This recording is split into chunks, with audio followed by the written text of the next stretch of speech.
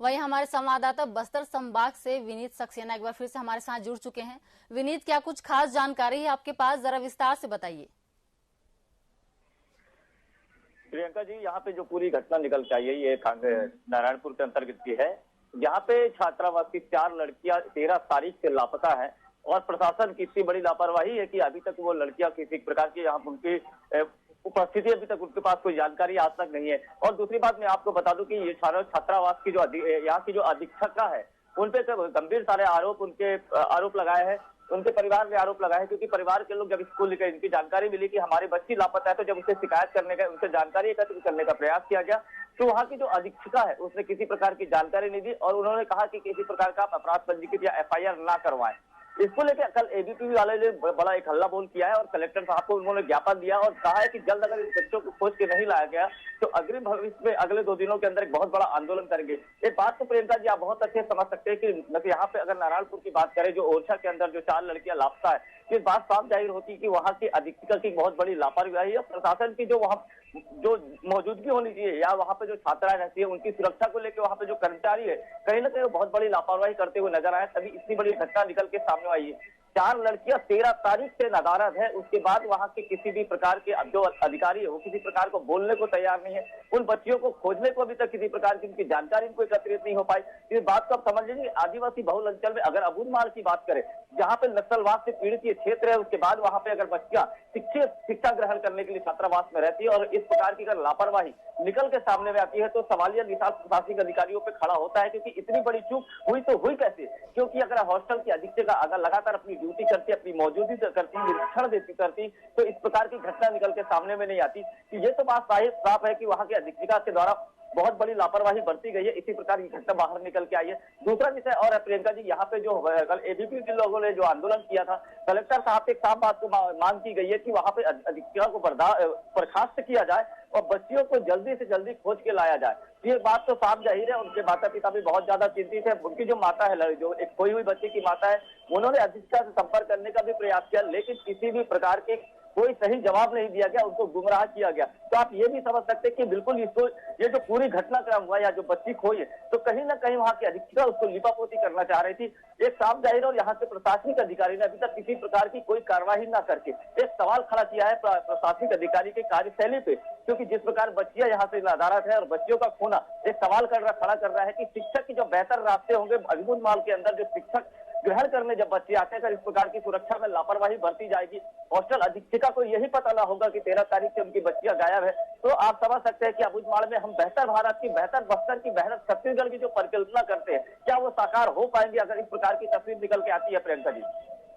विनीत, बस्तर में लगातार नक्सलियों का उत्पात एकदम बढ़ता ही जा रहा है, लगातार इस मामले में खबरें भी आ रही हैं, तो प्रशासन की तरफ से क्या कुछ कार्रवाई की जा रही है? देखिए, अगर बस्तर की बात करी जाए तो बस्तर में नक्सलवाद बहुत ज्यादा है और बस्तर के जो अंदरूनी क्षेत्र है, जंगली क्षेत्र है, कहीं ना कहीं वो नक्सली से थोड़े से पीड़ित है। लेकिन प्रशासनिक अधिकारियों की बात करें तो लगातार प्रशासन के जो आला अधिकारी है, आला जो पुलिस प्रशासन के जो बड़े कर्मचारी हैं, वो लगातार बैठक करते हैं। और अब पहले ये देखा गया था कि नक्सली लगातार पुलिस पे हावी रहा करते थे, लेकिन अब की जो तस्वीरें जो बदलती हुई आ रही है, तो कहीं ना कहीं प्रशासनिक के जो आला अधिकारी फोर्स है, चाहे YTBT के जवान की बात करें या BSF की जवान बात करें या अन्य कोई भी फोर्सेज है, अब नक्सली बेल्ट के अंदर जाकर नक्सलियों से लोहा ले रहे हैं। इसकी तस्वीरें बहुत सारी निकल के आ रही है। कई बार पुलिस को बहुत बड़ी सफलताएं मिलती है। अभी विगत कुछ दिनों के पहले बात करें तो कांकेर जिला के अंदर भी 2 नक्सलियों को पुलिस ने मार गिराने में सफलता मिली है। तो ये तो कहा जा सकता है पुलिस प्रशासन जिस प्रकार का दबाव बनाते जा रही है अंदरूनी क्षेत्र में, तो कहीं ना कहीं नक्सली अब बैकफुट पे नजर आते हुए नजर आ रहे हैं। हालांकि नक्सली भी कोई भी एक ऐसा अवसर नहीं छोड़ा चाहते कि जिससे पुलिस प्रशासन को बड़ा नुकसान हो जाए। लगातार इसी प्रकार की घटनाएं निकल के भी आती है कि यहाँ के जो नक्सली है, जो माओवादी संगठन है, कहीं भी अपना बम प्लांट करके रखते हैं या पुलिस फोर्स के ऊपर कहीं ना कहीं कार्रवाई करने की या हमला करने का ऐसा कोई भी अवसर वो छोड़ना नहीं चाहते। लेकिन अगर पूरे सारांश की बात करी जाए तो अब पुलिस प्रशासन भी लोहा लेने के लिए जंगल के अंदर नक्सलियों से लोहा ले रहे हैं, जिसकी तस्वीर भी बदल रही है। और भौगोलिक दृष्टिकोण से बात करें तो जो नक्सलियों के पहले जो क्षेत्रफल के दायरे हुआ करते थे, अब उसमें कमी आती जा रही है, क्योंकि फोर्स अंदर तक जाती जा रही है। और जैसे जैसे फोर्स का अंदर जाना, विकास की तस्वीरों को बदलना, तो कहीं न कहीं माओवादी संगठन के लिए बैकफुट नजर आ रहा है और पुलिस प्रशासन के लिए बेहतर ही हो रही है कि सरकार की जितनी योजना है, इस प्रकार अगर बात करी जाए तो छत्तीसगढ़ के अंदर छत्तीसगढ़ सरकार भी बहुत सारी योजनाएं चला रही है। पुनर्वास नीति हो गई, इस प्रकार की कई ऐसी नीतियां जिसमें नक्सलियों को सरेंडर करवाना, नक्सलियों को मुख्य धारा से जोड़ना, इस प्रकार की कई योजनाओं को लेकर पुलिस प्रशासन अग्रणी हो। लगातार यहाँ के आला अधिकारी बड़ी बड़ी यहाँ बैठकें होते हैं और उसको एक निराकरण निकालने का प्रयास करते हैं कि यहाँ के जो माओवादी संगठन या नक्सलियों से जुड़ने की जो विचारधारा यहाँ के युवाओं में, उनको तब्दील किया जाए और मुख्य धारा में जुड़े, जिससे नक्सलवाद माओवादी संगठन लगातार बैकफुट पे जाए। प्रियंका जी, विनीत, भानु प्रताप उपचुनाव को लेकर वहां पर क्या कुछ खास चल रहा है? नामांकन के लिए कितने प्रत्याशी बचे हैं? नामांकन की कल पूरी वापसी की पूरी वो हो गई है। और लगातार अगर बात करें भानु प्रतापपुर के अंदर, तो भानु प्रताप के अंदर जो इस प्रकार के आरोप प्रत्यारोप की जो अभी राजनीति चल रही है, वो बहुत अब राज्य स्तर तक पहुंच गई है। और यहाँ पे जिस प्रकार कल मोहन मरकाम जी ने, जो पीसीसी अध्यक्ष है, उन्होंने जो जिस प्रकार के गंभीर आरोप यहाँ पे लगाए हुए थे ब्रह्मानंद नेताम के ऊपर, तो कल उसके विपक्ष में भी भारतीय जनता पार्टी के कार्यकर्ता भी यहाँ पे पहुंचे हुए थे और उन्होंने भी एक एफआईआर दर्ज करने की थाने में मांग की थी कि पीसीसी मोहन मरकाम के ऊपर एफआईआर दर्ज की जाए, क्योंकि जिस प्रकार वो इलीगल आरोप भारतीय जनता पार्टी के प्रत्याशी के ऊपर लगातार लगा रहे।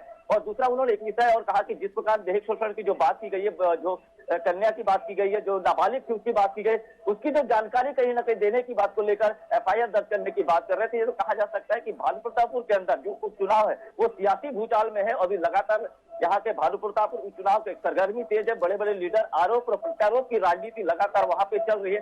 अब देखना ये होगा कि आगे चल के आरोप और प्रत्यारोप से किस प्रकार आगे निकल के आती है और जनता इसको किस तरीके से देखती है। दूसरा विषय है कि मोहन मरकाम जी जब वहां पे पहुंचे हुए थे, कल उन्होंने उनके नामांकन रद्द करने की बात कही थी। उन्होंने साफ कहा था कि जब यहाँ पे बीजेपी के जो प्रत्याशी ब्रह्मानंद नेताम है, जब उन्होंने नामांकन भरा था, तो उन्होंने इस बात को छुपाया कि मेरे ऊपर किसी प्रकार का अपराध पंजीकृत है।